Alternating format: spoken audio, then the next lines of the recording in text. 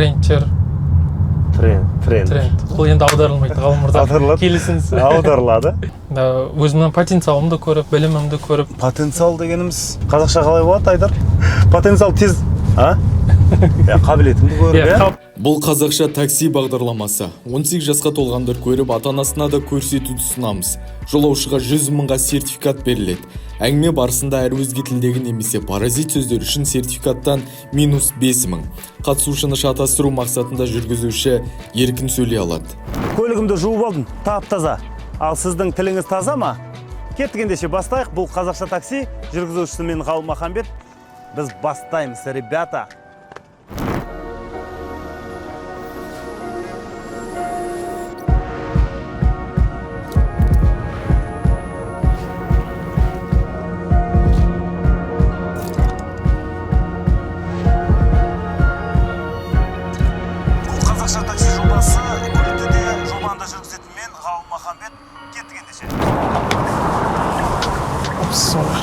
Ассалаумағалейкум. Уағалейкум ассалам.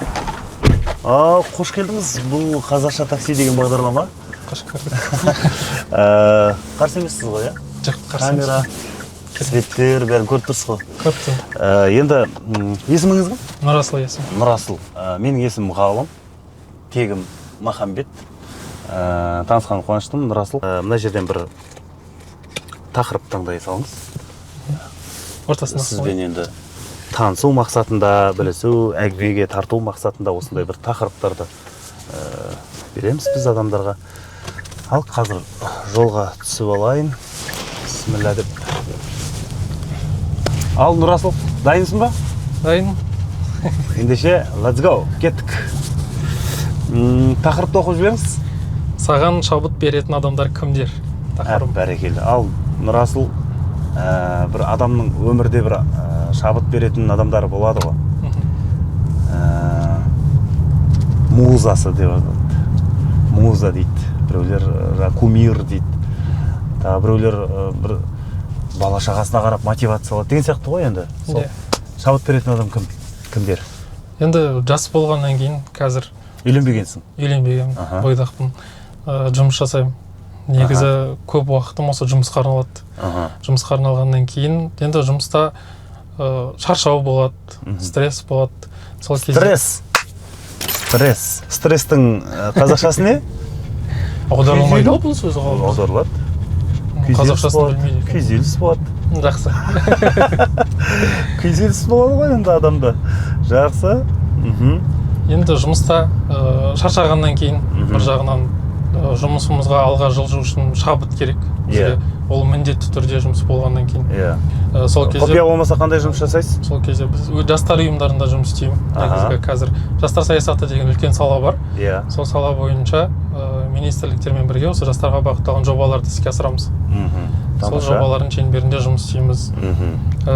Негізгі сол жұмыста шабытты жетістікке жеткен адамдардың тарихынан аламын. Өзім нақты мына адам деп көрсетпей қойын, атап өтпей қойын. Бұл жерде қай адамның жетістігі бар. Ол кез келген мамандық иесі болуы мүмкін, иә? Мысалға футболшы болуы мүмкін деген сияқты, Месси, Роналдоға қарап деген сияқты ғой. Енді мысалға біреулер сөйлеп айтады ғой, Мессиге қарап футбол ойнағың келеді деген сияқты. Сол сияқты әр істің өзінің бір чемпионы болады.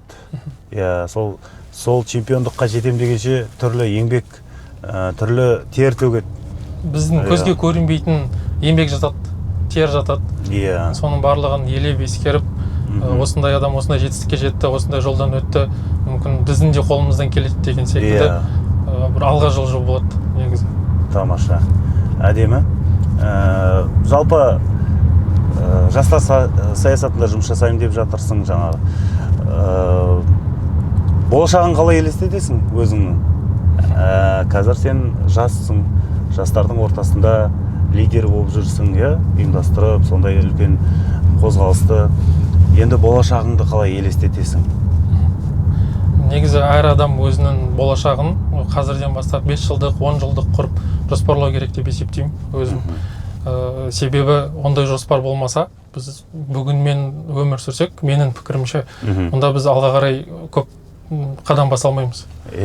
Сондықтан бір күніңе ұқсамау керек дейсіз. Ұқсамау керек, иә. Бір күнге, мысалы өзім әр күнге жоспар қоям, жоспар құрам, мүмкіндігінше сол жоспардың барлығын бітіріп соңына дейін жеткізуге тырысамын. Өйткені екінші күнге қалып қойса, ол мен үшін өте ыңғайсыз жағдай. Қазіргі жастардың көбісі солай жасай ма негізі? Өзің жан-жағыңдағы жастардан байқайсың ғой. Көп па негізі солай жоспармен жүретін, ізденіп жүретін? Жастардың түрлі санаттары бар. Қазір уақыт өткен сайын жастардың арасында түрлі жаңағы трендтер. Тренд. Бұл енді аударылмайды, ғалым мырза. Келісіңіз. Аударылады. Трендті қалай аударамыз? Редакторлар айтып жүріңізші маған.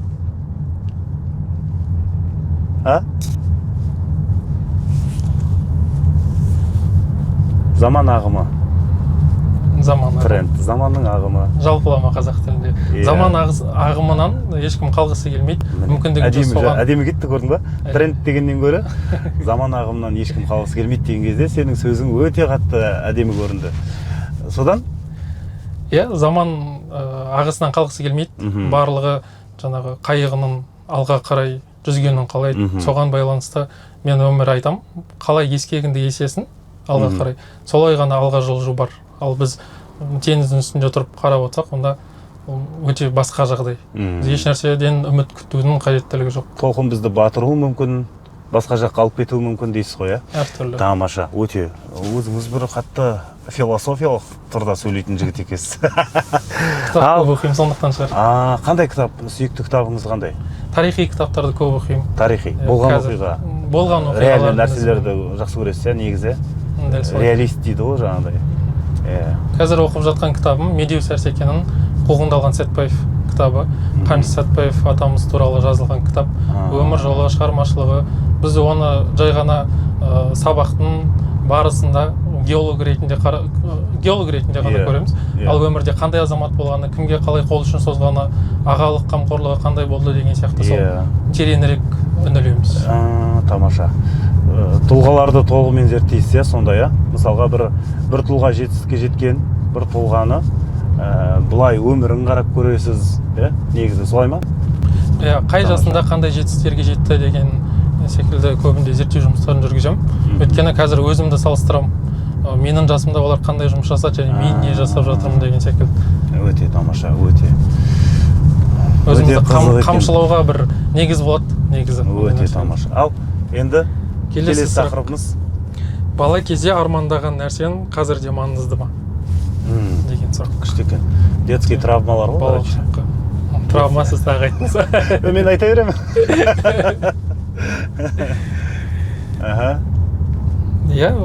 Әр баланың негізі кішкентай кезде, өскен кезде, ауылда, далада, масаханада жатқан кезде армандаймыз өскесін, осындай болғым келеді, осындай жетістікке жеткім келеді, ата-анама осындай қамқорлық жасағым келеді деген секілді негізгі бір түрлері болады өзінің. Ол ешкімге айта бермейді, оны ішінде сақтап жүреді. Ертең есейген кезде мен осы арманыма қол жеткіземін, осы нәрсені айттым, жасаймын деген сияқты бір ер мінездік танытып жататын балалар да бар.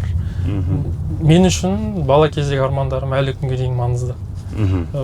Ата-анамның жаңағы менімен мақтануы, баласымен мақтануы, менің жетістігіме қуануы, ата-ананың бақытын сезіндіру менің сол үлкен бір арманым болған.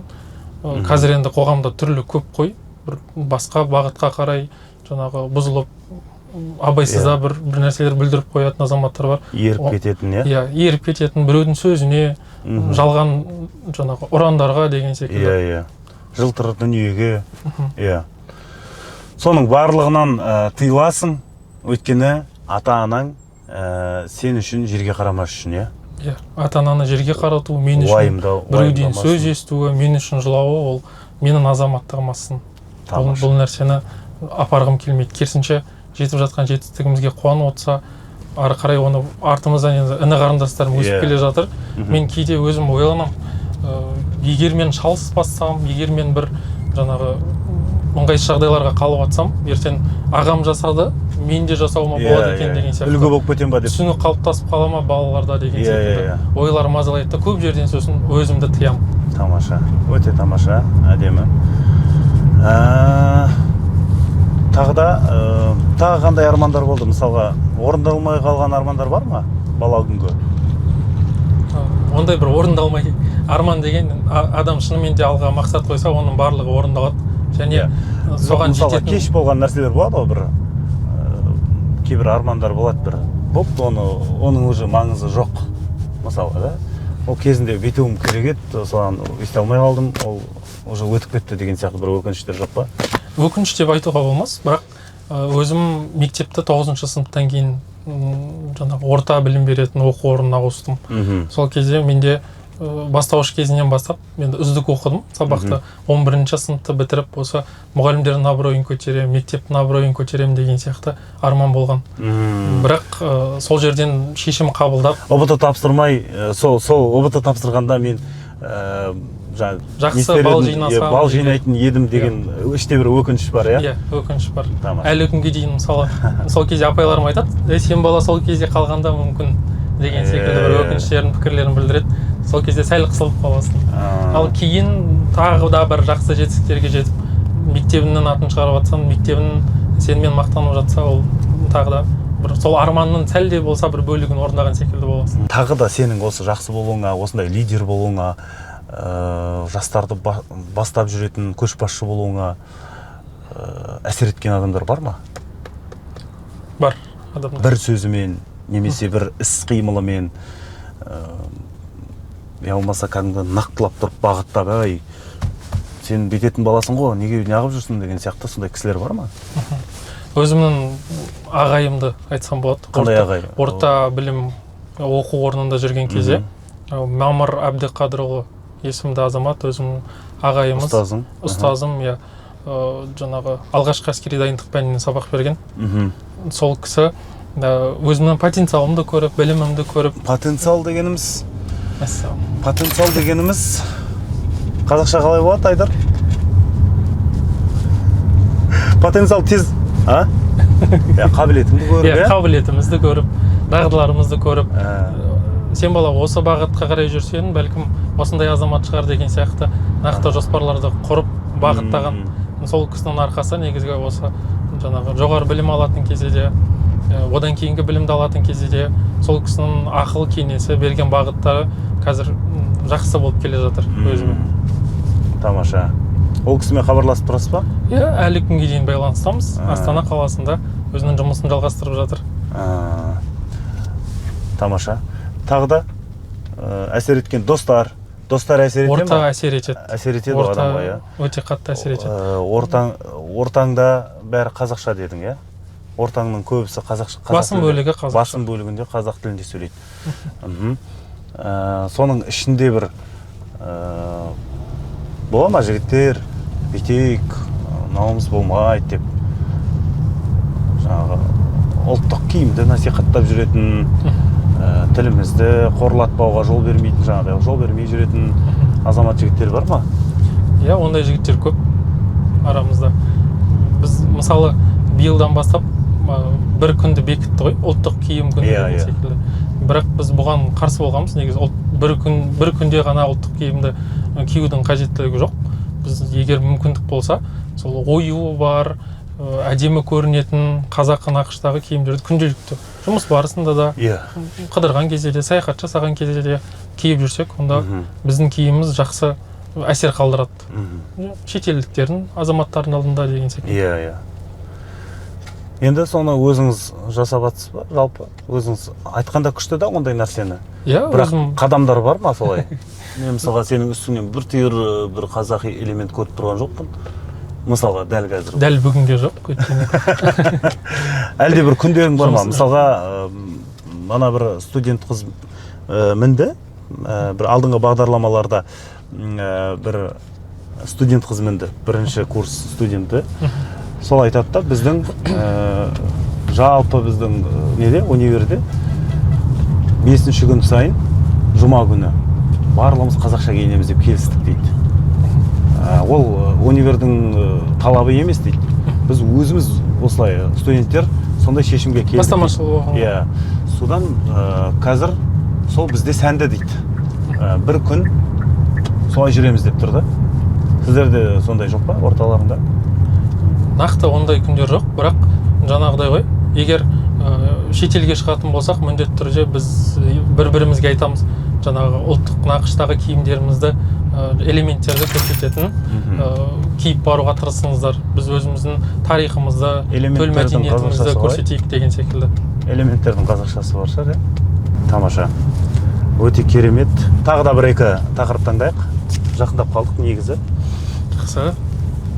Болашақтағы өзіне бір хат жазсаң, не деп жазар едің? Мынау жақсы сияқты. Өте керемет сұрақ. Ал болашақ Нұрасылды біз қалай көреміз? Немесе болашақ Нұрасылға қандай хат жолдаймыз?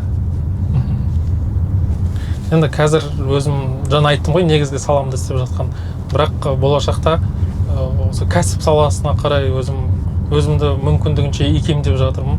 Болашақта бір кәсіптің иесі атанып, халыққа мүмкіндігінше бір қызмет көрсететін бір орындарды жасап, сол жердің жұмысын үйлестіргім келеді. Сол бағытқа қарай қазір. Сонда кәдімгі халыққа қызмет көрсету орталығы, сонда айтып отырсың ба? Жоқ, жалпы. Жалпы енді қай бизнесте бәрі халыққа қызмет етеді ғой, өйткені ол бизнесті жүргізетін халық қой, қай-қайсы да сатып алады, оны пайдаланады деген сияқты.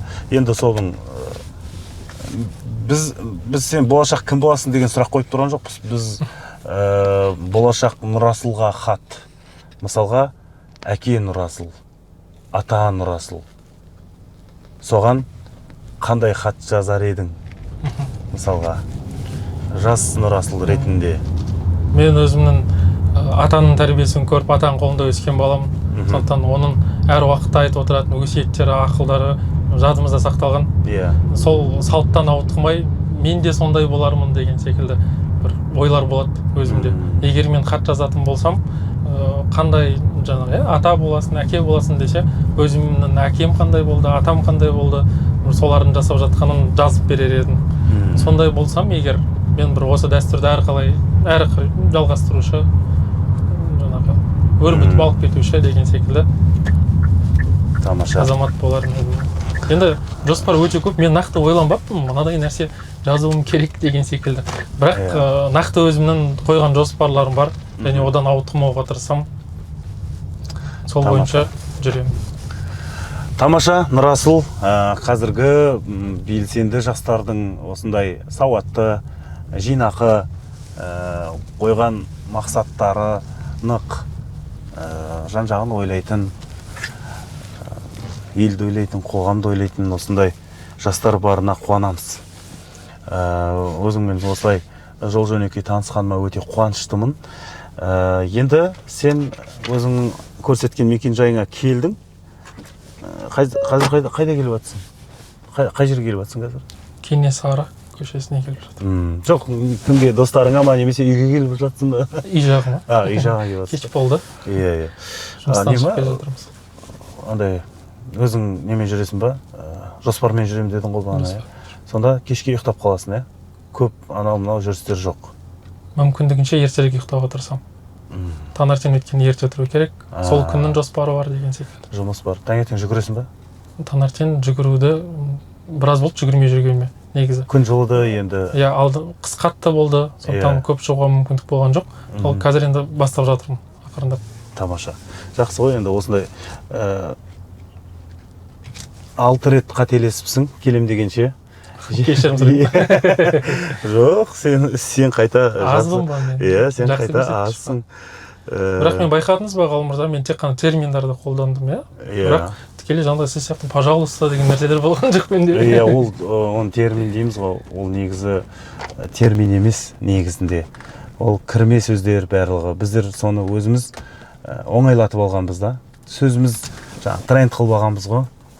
Бір андай бір өзіміз күшті болып ұзақ сөйлеуге, немесе оны аударуға миымызды ауыртқымыз келмейді да, сосын оңай тұрған нәрсені ала салып жатырмыз да.